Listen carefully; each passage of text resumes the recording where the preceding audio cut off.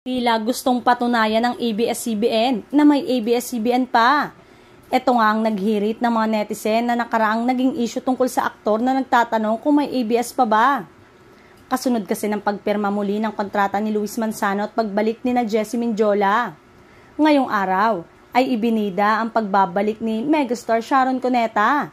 Napapabalitang may bigating proyekto ito kung saan makakasama niya ang aktres na si Julia Montes na isa sa ere sa susunod na taon.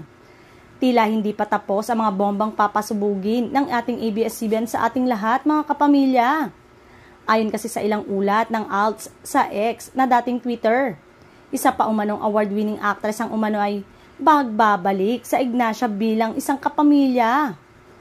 Sabi pa ng ilang nagkomento sa tweet, ang aktres na yon na magbabalik kapamilya ay nanalo na sa parangal sa Gawad Urian. At tila hindi basta-basta ang proyektong maaaring gawin ng nasabing bituin. Kaya sa dami ng mga ganap nitong mga nakaraan, mga matagumpay na concert at event at kabi-kabilang pagbabalik ng ilan sa mga namiss nating artista, marami tuloy ang nagsabi na talaga namang may ABS-CBN pa.